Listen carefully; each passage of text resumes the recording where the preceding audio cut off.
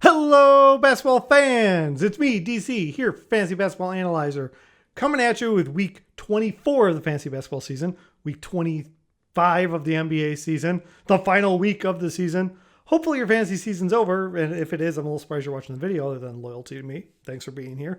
If it's not over, I assume you have no control over when your league settings were, and you wish they weren't this late because people are sitting and it's rough. But we're going to do the season preview anyway because I'm not going to leave you hanging.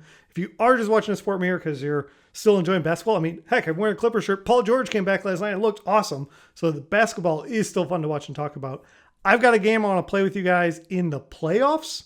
So I'll talk about it at the end of the video. I'm not going to talk about it right up top. Let's get into the weekly breakdown. So first we look at pace and defensive efficiency. I pulled defensive efficiency from Cleaning the Glass because I cut out garbage time, giving them one last plug before the season's over. Beyond that, if you've been with us all year, by now you should practically be able to know the teams. They shouldn't change that much. It's the final week. If I should just cut in myself from a different week, that'd actually be pretty funny. But we're not going to go to it. You just see all the shirts change. Anyway, if you play in daily matchups and you're trying to decide between guys, here's who you want to attack. The top of the grid is the opponents you want to get after. Houston, Sacramento, Portland, Lakers, Charlotte, San Antonio, Brooklyn. Now, this can change because we're at the end of the season and some guys are going to be resting. So maybe Memphis isn't up top and maybe they're resting all their guys because they're pretty locked in at the number 2 seed. So we're talking here the last couple of games of the season, it might be different. Now, in fairness, Memphis's bench is still good, so maybe it's not a great example. But the thing is the really bad teams, OKC and Portland, just played each other in a game neither one wanted to win, so they were even worse than normal. So this grid still does hold up in that way. Down at the bottom of the teams you want to avoid. Boston, oh man, it's unfortunate to see Williams out. All right, but Boston, Miami, Cleveland, Dallas, Golden State, Philly, Phoenix, Toronto's worked their way into that mix as well. Let's take these and apply it to the week 24 schedule. All right, right off the bat, no one's got 2 games, no one's got 5 games. Pretty even split this week. We've got 14 teams with 3 games, and the remaining 16 teams have 4 games. Nice and even. Monday, no games at all. You don't have to worry about it, which also means if you're doing anything right now, wrapping up week 23, the week I'm recording in. I'm recording this on Wednesday. You'll probably see it Thursday or this weekend, whatever. This week, week 23, it's extra. It behooves you to go after those Saturday, Sunday back-to-backs. I mean, also in the playoffs, you don't really want to be worrying about next week if you don't have this week locked up. But if you can grab a Saturday, Sunday back-to-back, make a move there, you don't have to worry about Monday. You'll have time to kind of reload and get ready. If not, go ahead and start looking forward to the next week. If there's a particular team that I think might have an easy week, it's Denver. They only have 3 games here, but they play the Spurs, Memphis, and the Lakers. The Spurs and the Lakers are at the top of the teams we want to go after. The Spurs, they're still fighting for something, so I'm not trying to write them off, but pace and defense efficiency wise, they're still up at the top. Memphis, by this point, by Thursday, that's their second to last game of the year. They might really be resting guys unless, say, Ja's back to just kind of get his legs under him and stuff like that. Although you're not worried about Ja for defense. He's just going to dunk all over you. Anyway, these individual matchups are probably more for DFS if you're setting those lineups, but they can help you split the difference. Everyone plays on Sunday, so don't be worried about making any waiver moves that help you out Sunday because everyone's playing. If you have anyone on your roster already, they're probably better than who you're picking up on the waiver wire unless you're dealing with injuries and stuff like that. Let's go ahead and look at back-to-backs. So for back-to-backs, we got a bunch on Tuesday, Wednesday, Thursday, Friday, and Saturday, Sunday. Although, like I said, Sunday, every single team is playing. Plus, you don't know who's going to be resting. It's the last day of the season. So I'm not counting on those back-to-backs too much unless you're really picking up a fringe guy, which may be a way to go for that. The one thing I skipped over is Wednesday, Thursday. I want to call attention to this. Boston has a back-to-back. They're the only ones that have a Wednesday, Thursday, and they're very good streaming days. We'll talk about more with the streaming, but those are low-volume days, so Boston is extra interesting this week. On the bad side of back-to-backs, let's talk about who we worry about resting all year. We think extra they'll be resting, and then some other guys. It gets silly here this last week, but we're going to do our best. Connolly, yes, Utah's got a back-to-back. Horford, yes, they got a back-to-back. I don't know if they can rest them, but maybe the games don't matter, depending on where they're seating, although it's really tight in the East. I imagine it'll matter. Philly, yeah, Embiid's got a back-to-back. The Heat, nope, no back-to-back, although they might still rest Jimmy for the playoffs. It depends. Again, top of the East is really tight. Eric Gordon, Houston, no back-to-back, but Houston's already shut him down for the year because they're in the full-on tank. So, like hamstring soreness, groin soreness, something like that, and he's done for the year, which means we are tanking, and here's the excuse. Dallas' Spencer Dinwiddie, no back-to-back.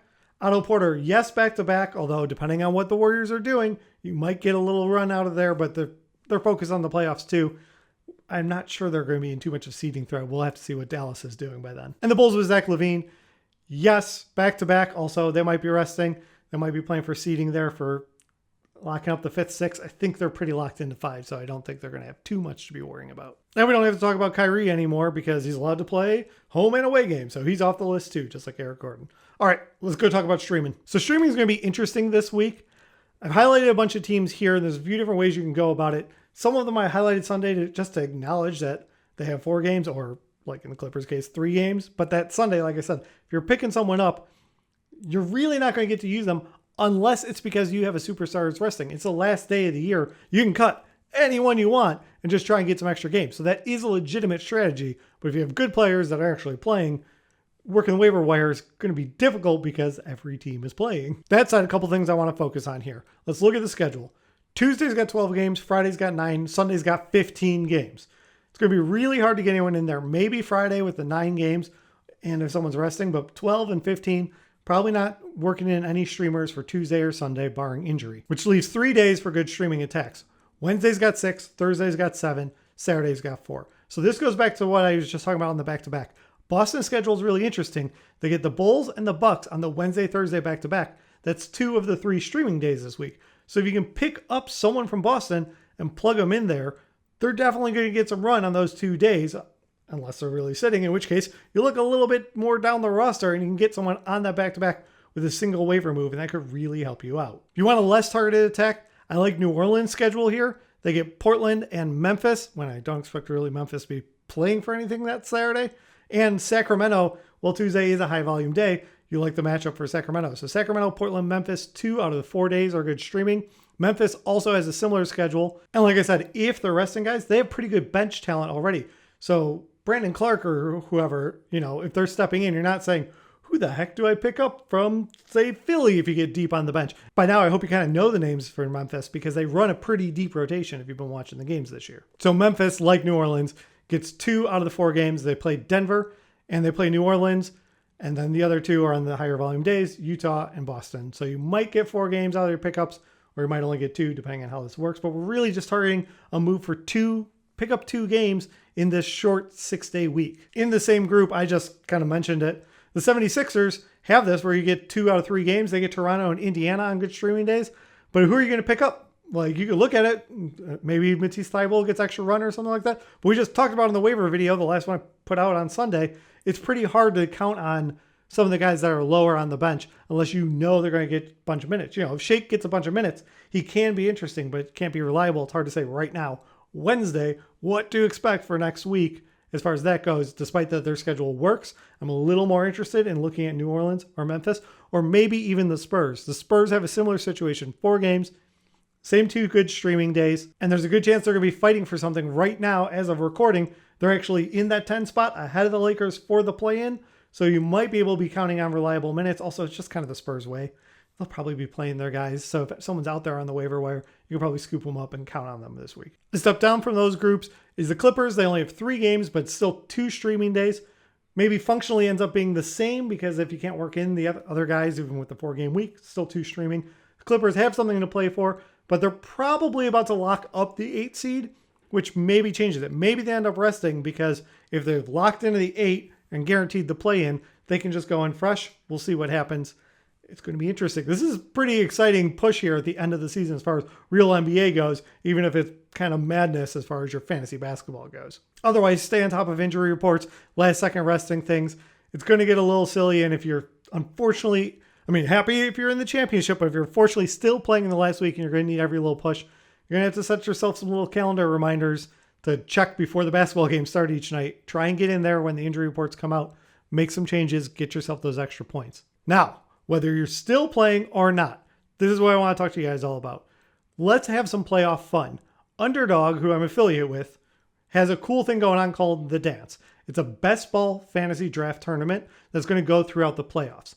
So I have a code, and it helps me out if you join with it. You go to Underdog. I've got the link down there. My code's FBA. They'll deposit match up to $100. So if you throw in $10, they'll give you 10 for free. You got $20 in your account. 100, they'll match you. You got $200 in your account. Whatever you're comfortable with. They're doing a cool tournament. Costs $10 to enter, and it's a legit draft. It's like a fantasy draft that we started the year. It's a best ball draft, so you get in there with people. Some people can snipe it. All the teams pool together, and there's $200,000 in prizes. The first place gets $30,000. Now, the trick is because it's a playoff draft. So you want to take teams that you think are going to go really well. Say, hypothetically, you think Denver's going to go all the way to the finals, which would be an interesting call and bold. Then you want to take Jokic because you're going to get fantasy points all the way through every round. But if you think Denver's a good team, they don't have enough firepower, which is pretty reasonable. Well, Jokic is great. If he gets knocked out in the first round, he doesn't keep getting you fantasy points the way, say, Chris Paul or Mikal Bridges. Fantasy-wise, Jokic versus Mikal Bridges. But if the Suns are going all the way, this could be really interesting. So if you want to join, click the link down below.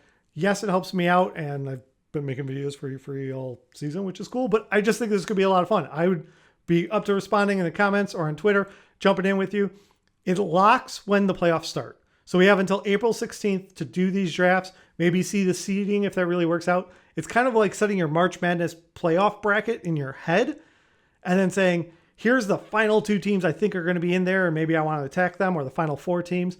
There's a couple different ways to go about it, and I think it could be a lot of fun, especially because it gives us something to do and talk about on the channel together, compete against each other as the playoffs are going on besides real basketball because the fantasy season's wrapping up.